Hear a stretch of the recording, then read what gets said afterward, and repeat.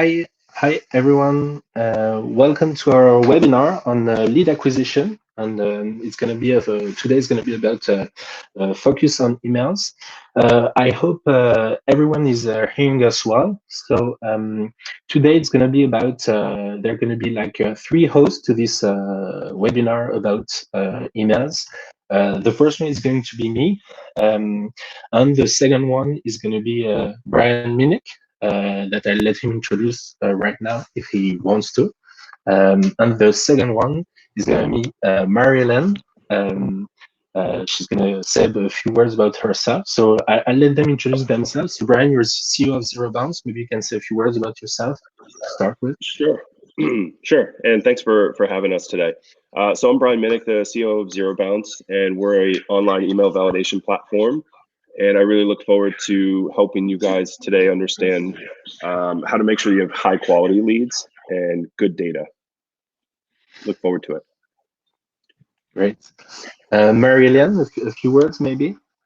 Hi, yes, I'm Mary-Ellen Slater, and I'm the CEO and founder of RepCap. We're a content marketing agency that specializes in B2B marketing and lots of emails. We send lots of emails.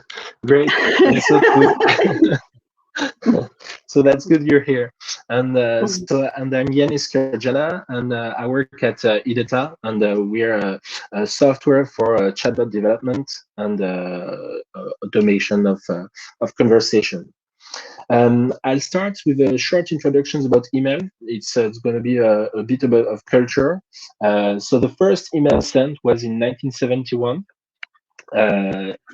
Just seven years later, there was the first spam in the world that was registered.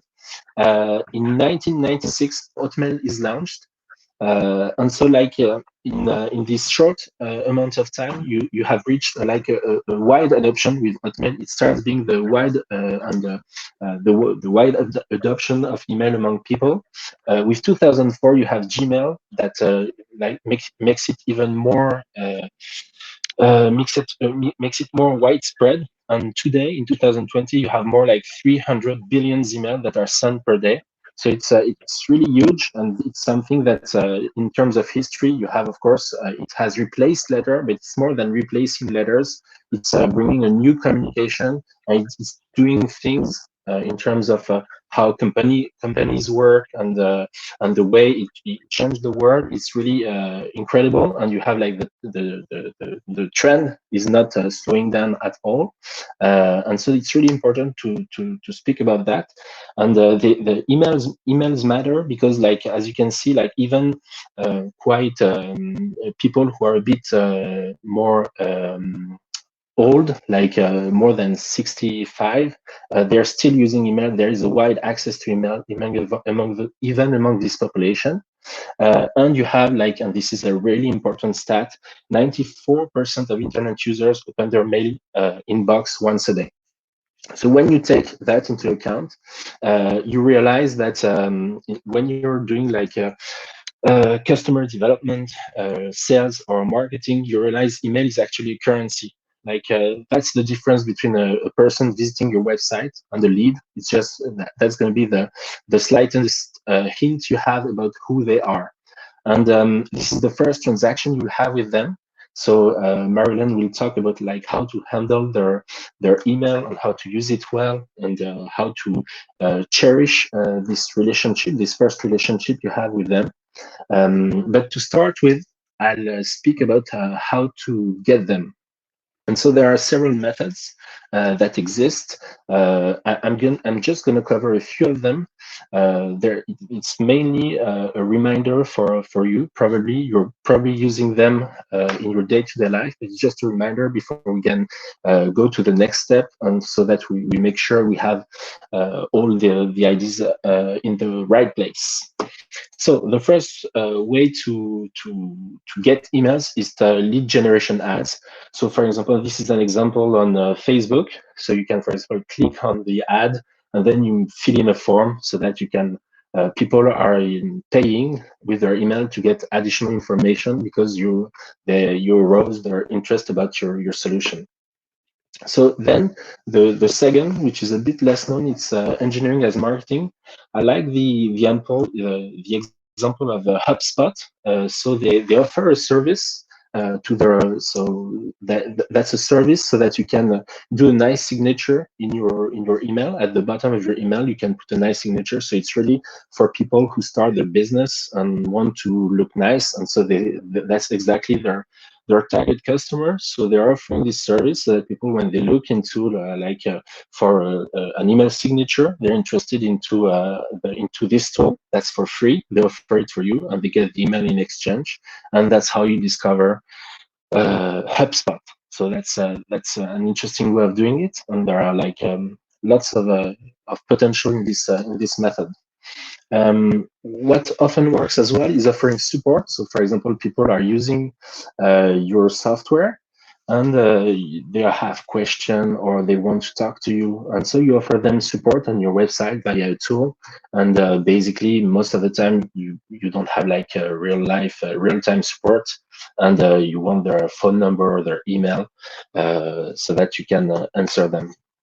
Another example, so that's the one we know the best at Ideta, it's chatbots and live chats. So people want to more and more to have the answers right away, and they're happy to find this little box at the right bottom of the website so that they have an answer right away. So automation helps a lot in terms of chatbots. But what happens if you get disconnected, if you don't have somebody? So you request the email so that you make sure that you do not chase and put some too much effort into answering a fake customer or things like that. The interesting data about chatbots is that the conversion rate is 7 times better than a contact page, for example, mainly because of the exposure and the way it's easy to use. What we did, and that's how we got the idea of starting this webinar. We did a chatbot with ZeroBounce. You'll discover more about them later. But what you can do on ZeroBounce is validate email and make sure they do exist. Brian will tell you more about that, and it helped us improve the conversion rate of our chatbot on our landing page by 20%. So I'll show you a small video of the use case. That works. Okay. Yeah, now it's working.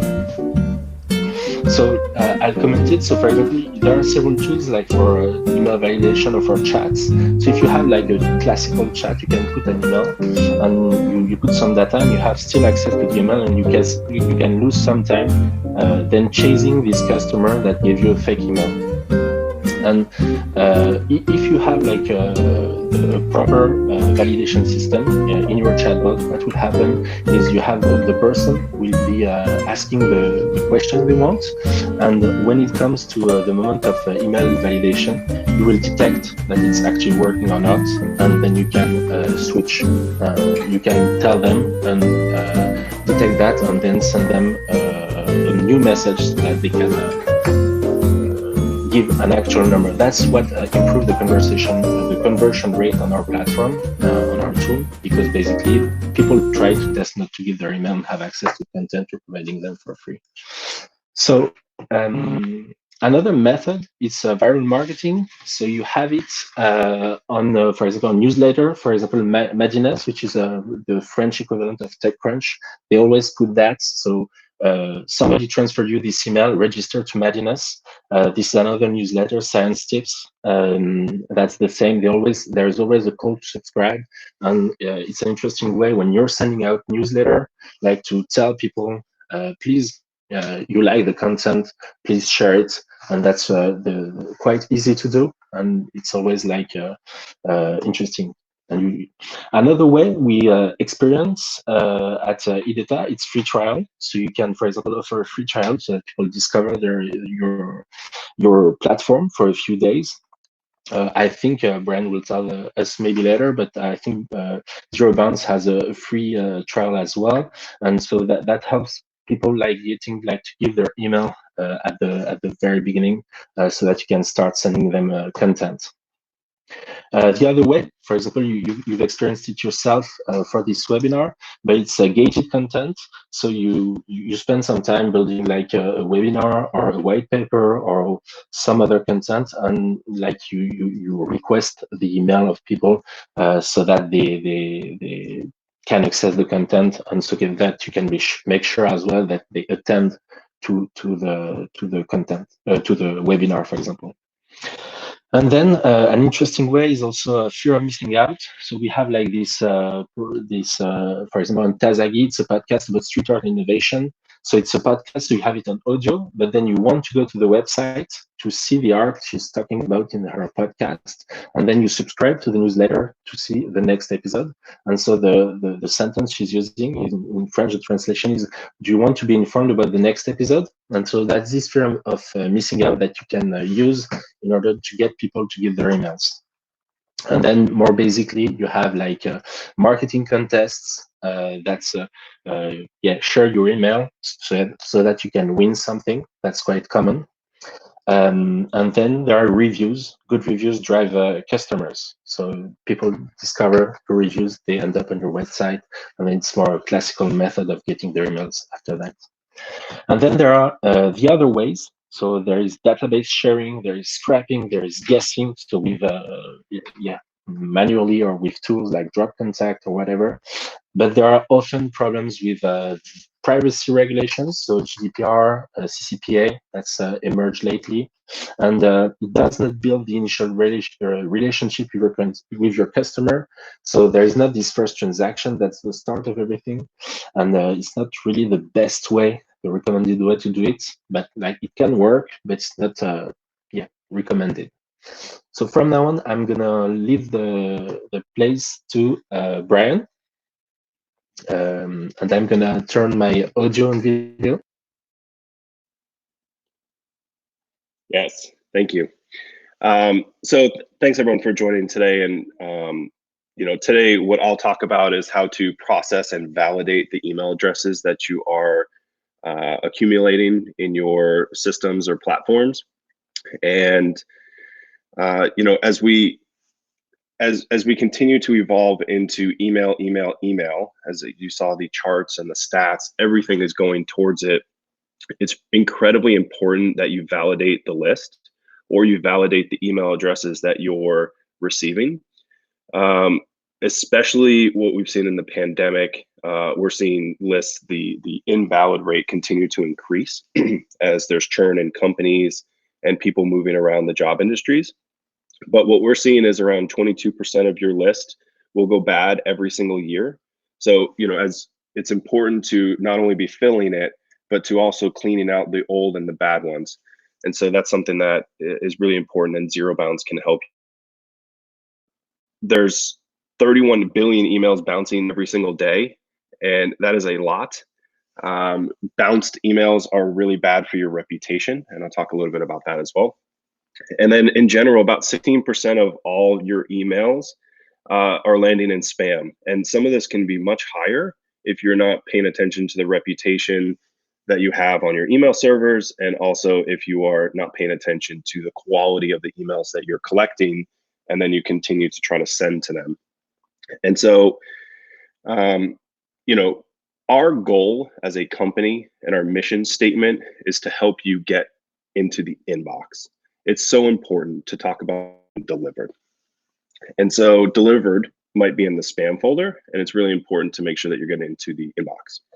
So email validation, what we do as a business is we actually go and verify the inbox of this email account actually exists.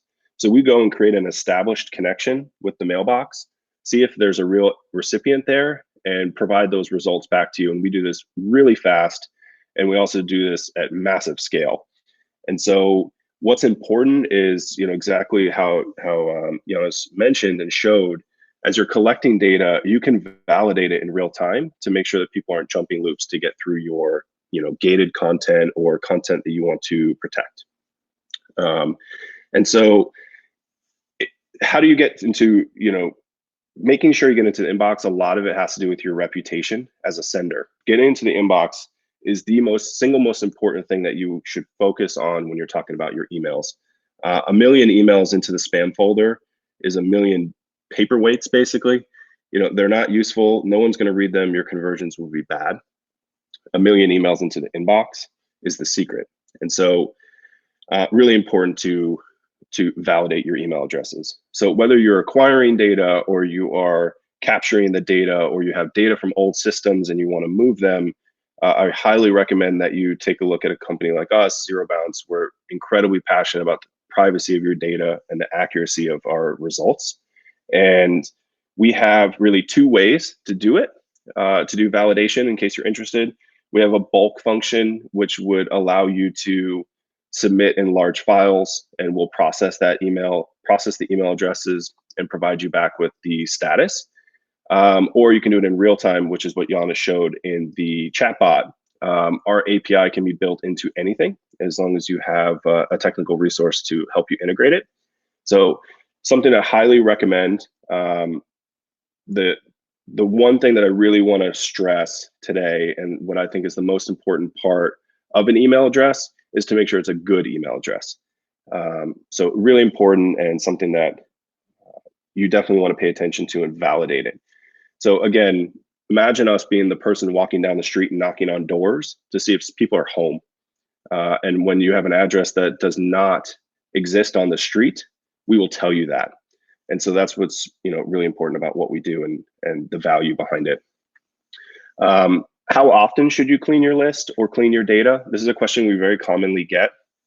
And it's something that I would recommend minimum once per quarter. So as you are continuing to email and collect, it's important that you're purging out the bad contacts as well. And one of the benefits that you'll also get with a company like ZeroBounce is we will identify much more than valid and invalid. We'll also provide you with known complainers, any spam traps, anything of that nature, we'll be able to help you with. I would highly recommend that before every really important campaign, you do a validation. And again, it's all about the metrics. So if you have a very low bounce rate, you have a very high chance of getting into the inbox.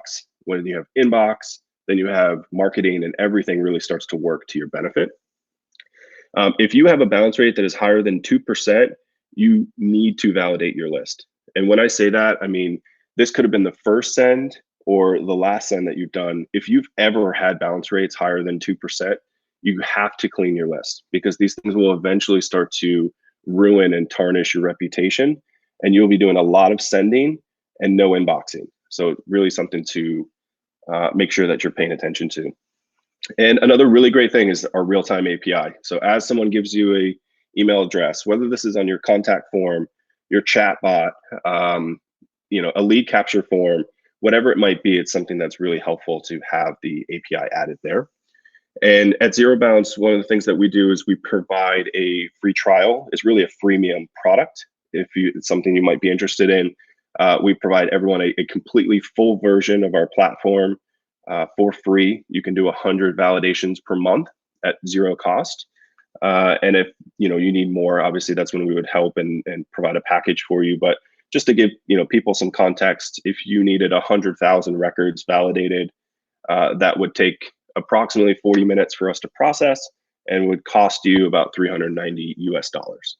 So that's a little bit about ZeroBounce and myself.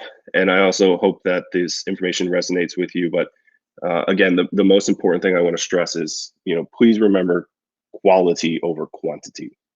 You want good contacts and you want high quality contacts, and validation is a way to ensure that you're getting those.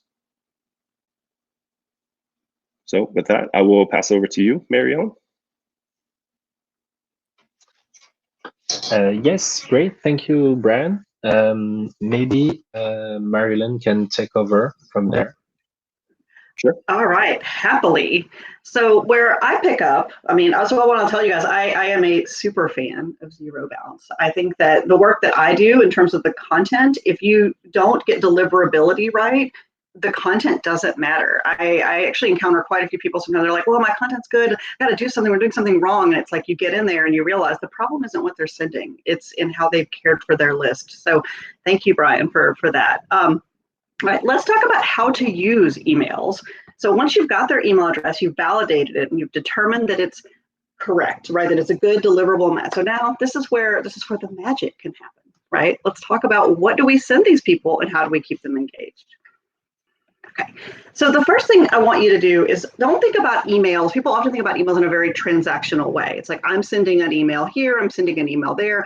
What I really want to encourage you to do is to think about your email like a product. It's a free product, right? But like, you want to think about how it creates value for people. So ask yourself, what will the person who subscribes to this email, what will they get out of reading it, right? And once you've done that, it will make it clear to you like what belongs in it and who that audience is. So you also want to make sure that you wouldn't just have a product and put it out there and hope that people find it. You would have a product and you would develop your own kind of marketing strategy for growing it, making it easy to share.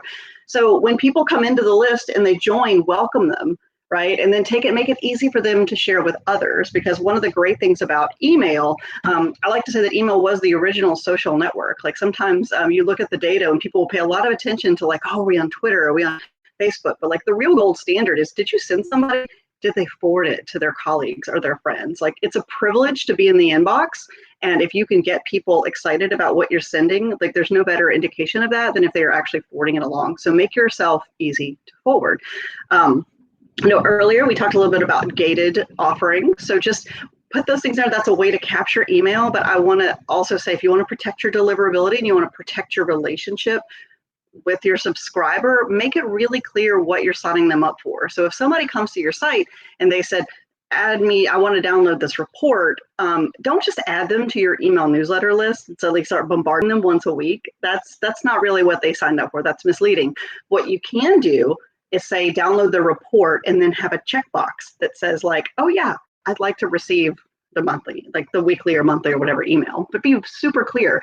And you might think, oh, I'm missing an opportunity to capture this. I could grow my list so much faster. But that's not actually true, because one of the fastest ways to kill your list, as Brian noted, was sending emails to people who don't want them, or if they haven't been validated. So once they've unsubscribed, you've lost them. So it's better to wait and to actually make the ask explicit. Okay. So the next thing, this also ties into what Brian talked about, picking a good platform. I know sometimes people will like, they don't want to pay, like smaller businesses, they're reluctant to pay for some of these services. But even if you're just starting out, choose a good platform that's going to grow with you, right? So even the basic small business platforms, things like MailChimp, they have excellent feature sets now, right? They are still a bargain. I personally am a big fan of Campaign Monitor. I think that they do a great job of protecting deliverability. So for example, Brian talked about if you've got more than a 2% bounce rate, then you've got a problem. Well, guess what? Campaign Monitor will give you a warning and kick you off the list if you're sending emails like that. So you might think, oh, I don't want to be restricted like that. But when they set rules like that, that protects you in the long run. So pick a good platform, pay for it, use all the features. 2, let's talk about timing. There are rules about sending emails that sometimes apply, sometimes don't. I can give you guesses based on experience. I mean, I've literally overseen tens of millions of email sends in my career at this point. My last job before I started my agency was at a email newsletter publisher called SmartBrief. And we would test out, do we send this email? What day of the week? What time of the day? Like there was a lot of A/B testing that went on. Now, many of the email tools will actually help you figure this out for you, and it's not based on a general assumption about the audience. They will target it using AI based on the individual, like the recipient's consumption patterns.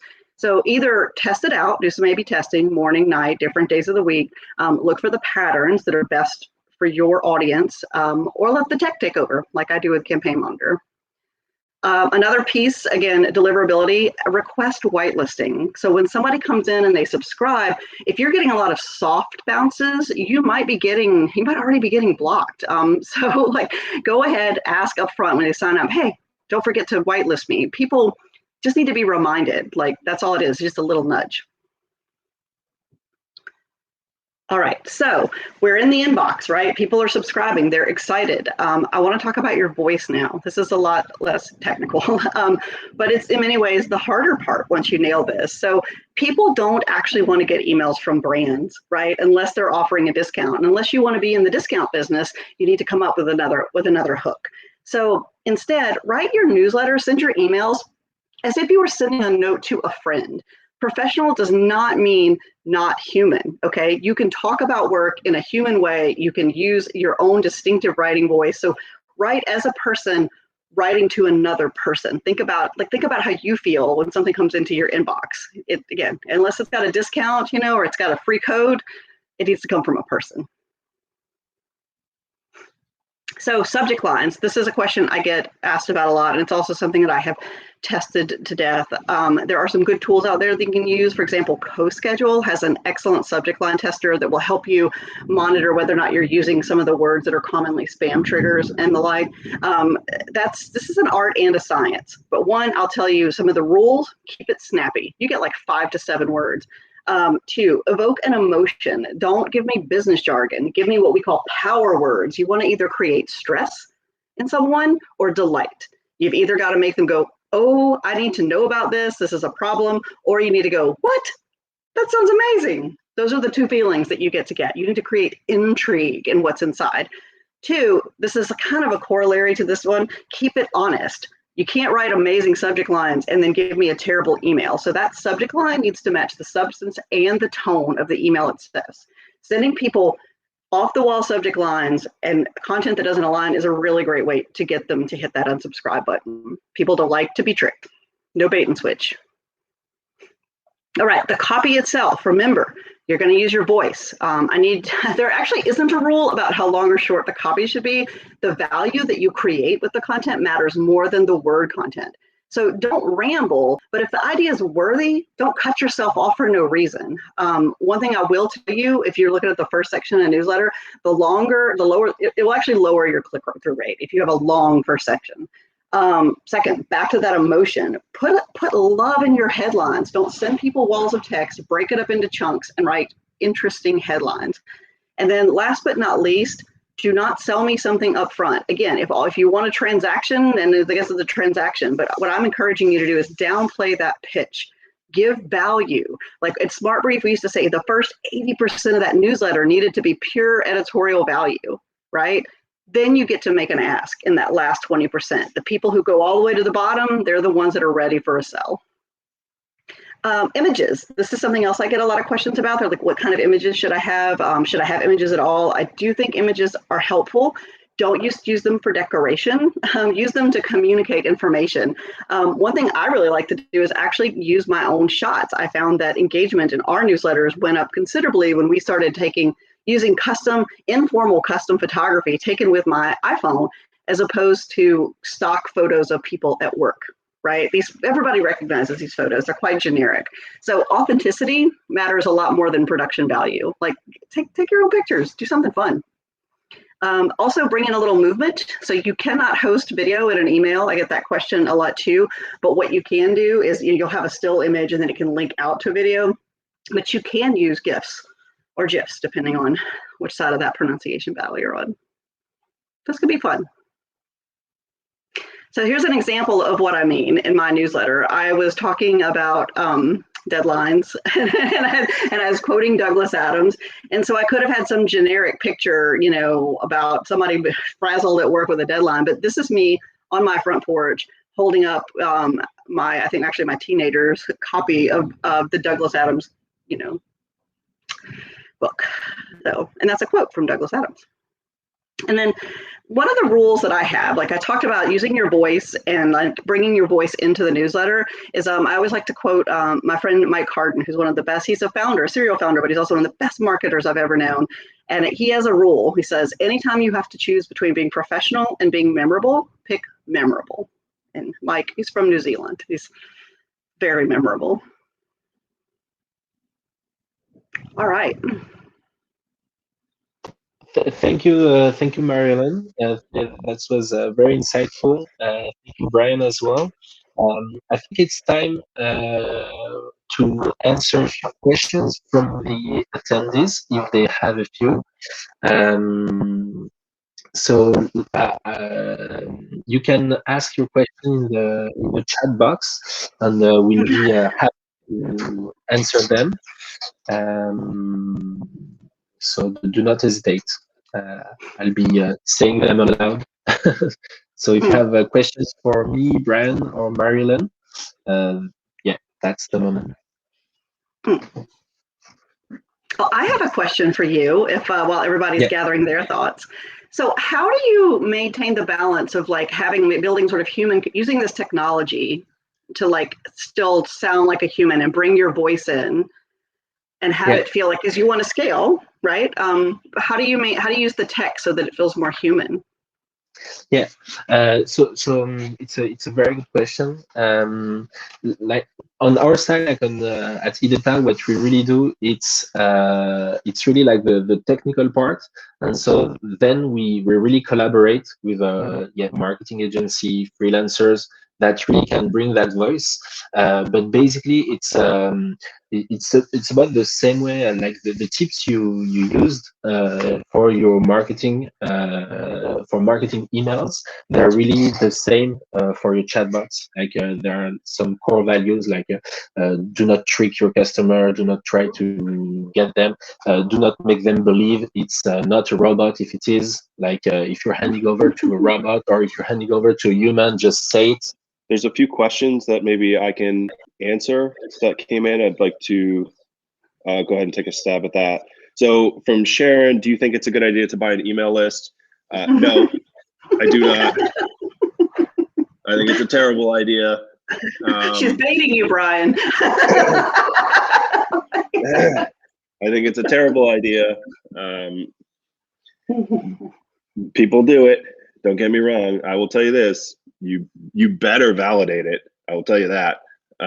But no, I do not think it's a good idea. I think it's a good idea to naturally get people onto your list through, conversion forms, doing webinars, lead capturing, things of that nature. And you will always have what you want is engagement on your list, right? You want people to open, you want them to, exactly like Mary Ellen, like you said, I mean, I never thought of it that way. It is like a social platform. I mean, the biggest reward is somebody forwarding your email to their boss saying, we need this. I mean, that is, if I think about that, that's like ideal. It's what you're hoping for. So no, please don't buy email lists. It's really bad. Those email lists are everywhere. Everybody knows about them. They're spam traps. They're all over the place. You will have issues. I can tell you that. There's another one. How about email addresses that have been existing, but now they're deleted? Are they detected as valid emails? So this is from Charlene. No. So if there was an email address and it was deleted, and I can give you an example of this, which is something that ZeroBounce is really good at detecting, is these disposable emails, or I like to call them burner emails. These are the ones that people want to share, just to get past a gate. You can go to a website, grab an email address real quickly. You can receive mail on it, and they get past your gate.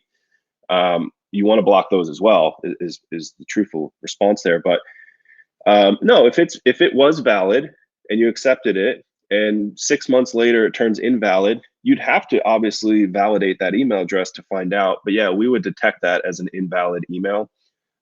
There's one kind of tricky thing going on in the industry with Yahoo disabling emails. That's been a total pain for everybody in the marketing and validation space, but we will detect it. So is there any other ones for ZeroBounce that I can look at? Romeo, he's selling your list. Take time to set up. Nope, I'll leave the rest for you guys. There's a couple good ones for you. Probably take how to make sure you're not ending up in spam.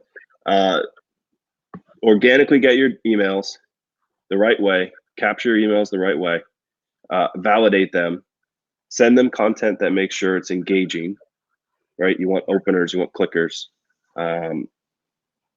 and make sure you're paying attention to your reputation. See if you're on blacklists, see if you are on, any of these kind of channels that will really kind of pose issues for your reputation. So bad reputation, spam folder, or maybe even blocked. Good reputation, hopefully inbox. And it's one of those things too, where once you've got a bad reputation, it's extremely difficult to come back to that from that, right? So this is why I say that Brian's part in ZeroBounce comes before mine, because I can tweak copy, right? You can learn to write better subject lines, you can learn to write better content. If you don't make it to the inbox, if you're blocked from people's inboxes, it doesn't matter. Like there's nothing you can do. I saw too, somebody asked about platforms using AI for determining best consumption rates and patterns. So the one I mentioned is Campaign Monitor. They have an option at some of their higher level offerings where you basically can say, you just say, send it over a 24-hour period to the time that people are most likely to engage.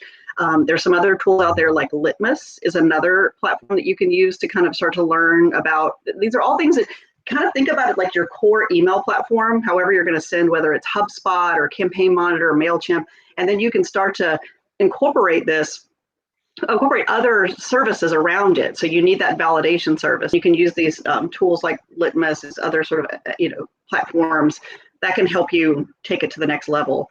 I mean, Brian, do y'all have any native integrations, or is everything just built through the API? Yeah, we do have some native integrations with MailChimp, Marketo, and some other ones as well. One of the other things just related to spam and trying to help people make sure they're not going into is, Marianne, I'm not even sure if you know we have it. We've had it for not too long, but our whole deliverability toolkit. And so we have 3 products there, again, all free. You guys can get full versions of them for free. It's an inbox placement tester, which has 20 seed accounts on major email providers, AOL, Hotmail, and his international accounts as well. So I know there's a lot of people from France here. You can send emails to us and we will tell you whether it inboxed, spammed, or wasn't delivered. We also have a mail server tester, which will test the whole configuration of your mail setup. I'm technical, and this is so technical above my head, but if you're a real mail admin, you will get it and you will love it. And then we also have blacklist monitoring for domains and IP addresses. Again, all free at ZeroBounce. I really recommend you guys try it. But you want to make sure you're not on blacklist. I mean, that's the easiest ones to also solve. And you get a blacklist from sending too much mail, sending to bad contacts, a lot of marked as spam, things like that. So it really kind of can help if you're in trouble and if you want to monitor. Another thing I want to mention is you're talking about the extended toolkit there, Brian, and this is something because you reminded me that lots of the folks here are in France. One of the other reasons I really like ZeroBounce is because my clients are heavily in insurance and financial services and HR tech. You guys have some pretty great security practices around what you do with people's data. Like some of the other services, if you're evaluating, ZeroBounce and some of the other competitors, one thing you want to look at is what do they do, right? So you're going to upload your list or it's going to zip through using the API. What happens after that? What you don't want is somebody keeping your emails. And so, Brian, if you want to talk a little bit about how you guys are, how you sort of adhere to good best practices on security for people's data. Yeah, definitely. And thanks for asking. So the reason actually ZeroBounce was formed was because our owners did not trust sending their email data to these other companies. That is the pure reason ZeroBounce was created. And so obviously for validation as well, there was a need. But it's really important to make sure you guys know what's happening with that list once you submit it. It's your holy grail, right? Your marketing list, your CRM data, whatever it might be. It is, and you have a responsibility to treat that with care. Security and data protection has always been the forefront for ZeroBounce, but we are automatically deleting your files after 30 days. And we are encrypting everything at rest and in transit. We're using military grade encryption. We are, protecting things left and right. We go above and beyond, to be completely fair and honest here. We don't do the minimum just to say we're compliant with GDPR. I mean, we moved infrastructure due to the US EU Privacy Shield changes. That day, the day it was announced, we moved infrastructure to make sure we remain compliant and protect our clients' data. So yes, make sure you're sending it to a safe place. If it's too cheap, caution yourself as to why. What are they doing with your data? Are they going out and turning around and selling it? You have a responsibility as well, and protect your data. It's important. Just to talk about the integration we made with ZeroBounce, the real-time API was very efficient, like in terms of conversation. There was no really slowing down. So it was quite nice to be able to get the answer straight away. because we didn't want like to wait for 30 seconds. Like we really wanted to have this opportunity to validate it in real time so that we can continue the conversation and do not offer gated content or lose time trying to chase these customers sending emails, like because they can ask us a question and we answer them later via email or whatever if we're not available, and that's just losing time if we're sending it to a fake email. So that was really really interesting for us, like to be able to have this real-time validation. An email, a question from Stephen Hu is: are cold call emails a good approach? Does this fall in the other ways that Yanis mentioned? I don't know if you want to say something about that, Marie-Hélène, or I can. If you don't want to say something, I can. Like it's as you wish. Oh no, I can. So it depends on how you're defining cold emails. If you are coming up with this big list and you're blasting out a copy paste thing to a whole bunch of people, no, like that's still just spam, right? If you have identified a prospect, and again, this really only works if you're in B2B, very high value relationships, go research that person. And you know why you're reaching out, and you're sending them, like, basically, if you can do it quickly, it's still spam, most likely. I'm just going to go ahead and say that. Like, if you're talking about a cold call sales email, like, it should hurt to send an email. Like, you should have had to go do research, and you know what you're emailing, and you know why. Because if you're mass blasting it, whether it's through your Gmail, your Outlook, mail, it doesn't matter. That's still spam. I didn't ask for it. If there's any rule that I have for this, is like only send people things that they want to get or that will benefit them in some way. Give them a way to get out. I like the idea of sending an email should hurt. Like it's a it should. I want $5. You can send me an email and I need $5. Actually, I need 50. Like I'll read it. If you pay $50, I'll read it. So another question from Stephen Wu, like, are some of these approaches to getting leads built on the premise of great SEO? Is great SEO needed for the company site? Like, I'm not sure there is a generic answer, but if I'm to give a quick answer, it always helps to make great SEO. Like, for example, if we take the example I showed about, like, the signature tool of HubSpot, like, it's really built on SEO. So, like, they didn't want to spend marketing on providing on making this tool available. So they just built great SEO so that you get access to this free tool via SEO for free. Like, it's one way. Like, SEO is one of the several ways to get people to know your website. If you read like marketing books, you're gonna see there are tons of ways to get known. Like making webinars, for example, is one of them. Social media, emails, like if you had them already, or if you viral marketing, like if you send an email and you get people to subscribe again, and so on. So there are tons of ways. I'm not gonna list them all here, but basically you have to think like what you're providing, what's the value, and what will get them to make this first transaction and pay, because they're like, why would I give you my email? That's the question you need to answer. Like, why would I subscribe to your newsletter? What do I get from that? Like, I don't want to do it like for because I was strict. I won't like you for that, and I won't recommend you for that. And you want recommendation. You want this kind of relationship with your customer. So, like, that was a quick answer about that. I have another question about Adeline, from Adeline, sorry. With Facebook forms, for example, how do you do to have qualified contact in B2B? Is it possible, or LinkedIn is more adapted? I don't know if you're using Facebook forms at ZeroBounce, and if you want to say something about that before I dive in, Brian. It's actually a good question. We're not doing it. It can be done, but it's not something that we have. We're natively offering. But no, I'm actually very curious to see what your response is to that. Okay, so basically, I don't have like the greatest experience about Facebook forms. I can tell you like what we've experienced at Ideta. So I'm not an expert about this specific field, but it actually works on some specific tools if you manage to target the audience accurately enough, and it takes some trial and error. to get the right audience and to get the right how to say it, like so that it matches your costs as well. At the beginning, it's always like yeah, you're spending money like, and you don't see the result immediately, but then once you fine tune it, you end up like getting some leads. So and I know, like from what I've read from other people, that they managed to make it work. So it's quite difficult. And what I know and what we've tried on LinkedIn, it works, but it's a lot more expensive.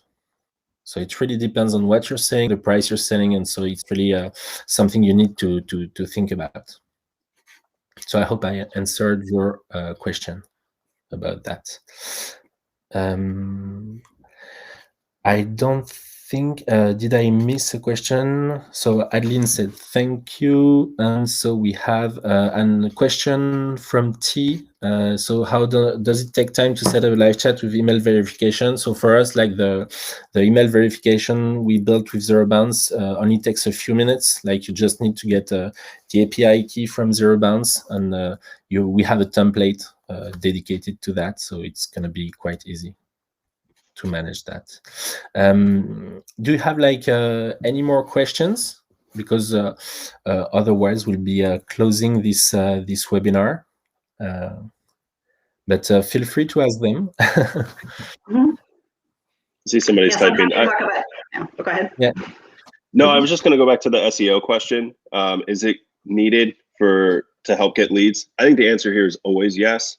Especially, it depends upon what you're doing as a business. But if you are an e-commerce website, as an example, position 11 and position 1 can change your entire business. I mean, if it's a product that you need and people are buying, they're just quick, boom, boom, grab the first result and buy. Yeah, I mean, for ZeroBounce, it's huge. We have a team of people dedicated to figuring out how to push one more rank, one more position. So yes, I think it's always important and needed, always needed. That's your storefront, right? That's your online store. And so whether you're selling or collecting business cards, in a sense, you want to be the first one to meet that person. And what's interesting is I would say most of what I sell is not e-commerce, is what I market, and it's still super important, because what you're doing is you have to position yourself as having answers to problems, right? Like, so even if someone, it's not about, oh, did they search for my name and find me, right? It's like, it's similarly, like if they're searching for categories, if there's of a product or whatever their problem is. What I also find is that if you really understand your customer's problem, like SEO is going to come. Right? Like you have to there's a technical discipline that follows, but it all starts in understanding what people need from you, what problem you're solving.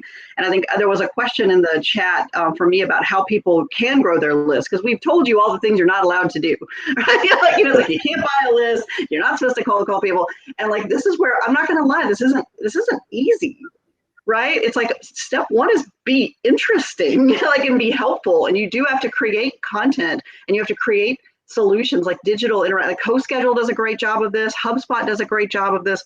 Give people things to engage with and develop that relationship with you. And it is not fast, but it lasts. It really does last. If you solve a problem for someone or you delight them, they'll stay. Okay, great. I think it's a nice way maybe to end this webinar on this final note. This was very interesting for me as well. Thank you, Brian and Marilyn, for your inputs. And I think we'll be closing it right now. Thank you, everyone, and we hope to see you around for our next webinar. Don't forget to check ZeroBounce website, Marilyn's website at RepCap Media, or ours at Ideta, and ideta.io for if you want the full website. And let's see you around. All right, thanks for having me. Thank you. Appreciate it. Bye. Bye.